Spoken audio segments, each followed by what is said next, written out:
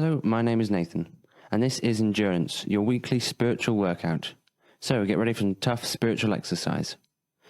Our title today is It Is What It Is.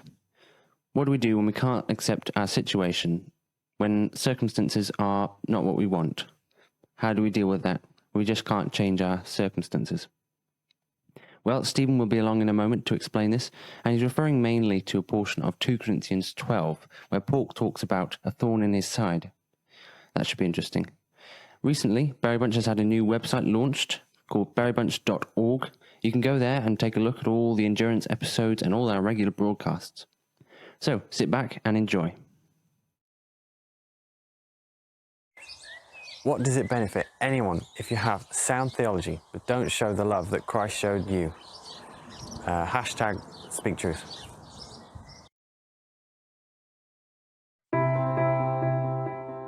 Family prayer time. So what is it, Peter? Well, it's where me and Mum, or Joe, we find a subject for a prayer, so maybe the psalm or a country, and then we pray as we feel led, and Bob's your uncle. It's excellent. Yeah, absolutely. It's family prayer time. Me and Pete pray together, and we'd like you to pray as a family. So join us for family prayer time.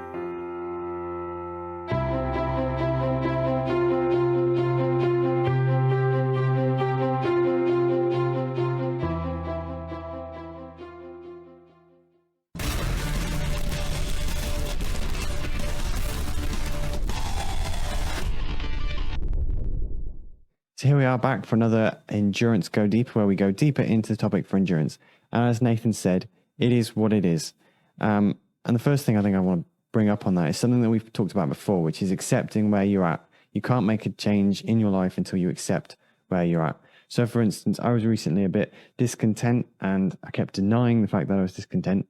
And as a result, I couldn't really get rid of the discontentedness. The only way to do that was to accept, first of all, that I was discontent, even though I didn't really have a reason to be. And then once I accepted that, I can make a change. And the same goes for any and all areas of life, including fitness, which is what we talk about here on endurance. The other aspect which Nathan picked up on was the accepting that some things don't change, accepting the things in life that no matter what we do, no matter how much we pray, they just do not change. And Paul in the Bible had some experience with this. He said this in 2 Corinthians 12, verses 7 through to 10. I'm reading this from the CSB. Therefore, so that I would not exalt myself, a thorn in the flesh was given to me, a messenger of Satan to torment me, so that I could not exalt myself. Concerning this, I pleaded with the Lord 3 times that it would leave me. But he said to me, My grace is sufficient for you, for my power is perfected in weakness. Therefore, I will most gladly boast all the more about my weaknesses, so that Christ's power may reside in me. So I take pleasure in weakness, insults, hardships, persecutions, and in difficulties, for the sake of Christ, for when I am weak, then I am strong.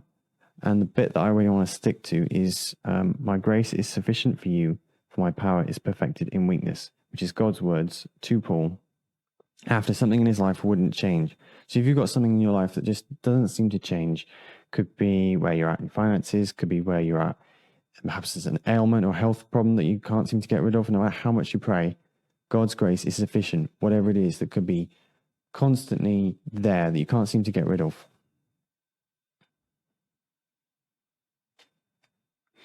And lastly, accepting the past, accepting what is in the past. There will be things that we will have regretted, things that we've done or said that we wish we could take back, but we can't. It is what it is. We can't take back what it is we've done or said. But ultimately, Jesus paid the price for that, so it is in the past. And we just need to accept that it is what it is and move on. I've recently been reading Ecclesiastes, which is an excellent book full of loads of wisdom.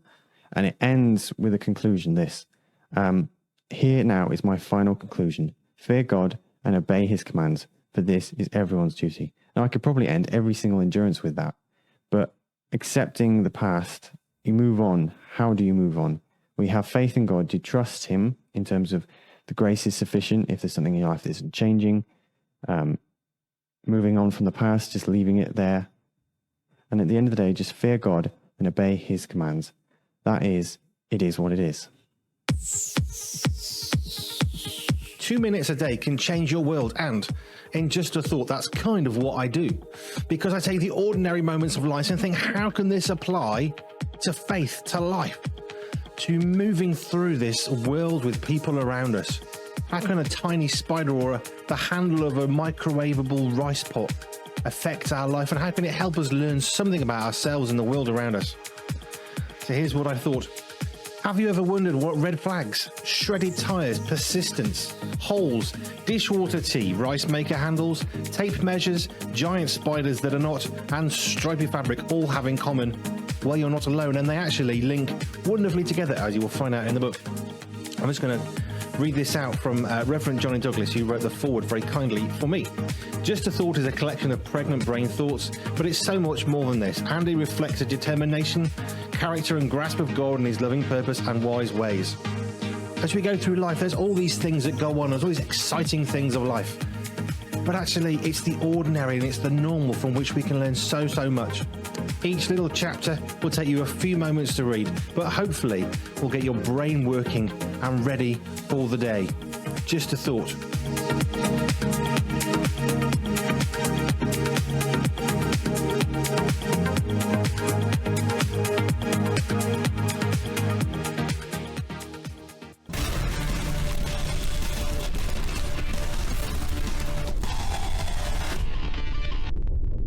Splendid talk, Stephen. Quite interesting how you also gave something of your own experience just recently. Yes, thank you. It's good to learn from other people's mistakes if you can. It's easier Absolutely. than making them yourself. Absolutely. And of course, I usually do that because I struggle to learn from my own mistakes because there are so few of them. Yeah. Yeah, the crew doesn't sound very convinced either. No. Anyway. I don't think anyone's convinced of that. All right, so moving on. I was thinking, you made an interesting point. We can't change the past, can we? If we've made a mistake or a situation has taken place, we can't undo it, can we? No. No, and as you say, if you can't even accept that there's a problem, you can't deal with it, can you? No. So like you just stated that you haven't made any mistakes, right? And that you can't unsay what you just said. And so now the whole world thinks you don't make any mistakes. And you've got to live with that because people will have a higher expectation of you. Yeah, exactly. So you can't change the past. Yes. Yes, I suppose a good way of putting that is acceptance is the first step to change, isn't it? Yeah. Though the expression, it is what it is usually used to state that something is what it is and it's not going to change. But I used it that way anyway. Yeah, well, I mean, obviously for Paul, God obviously made it clear that in that particular case, he wasn't going to change the situation because he wanted Paul to learn that God's grace was sufficient. Yeah, we don't actually know what that thorn in his side was. There's a lot of speculation. It could be... could be an ailment, could be a relationship.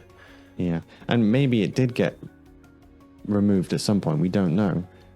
No. We get the impression that he had it forever, but we don't actually know if it got taken away later in his life, perhaps. But whatever this was, he was able to run the race to completion.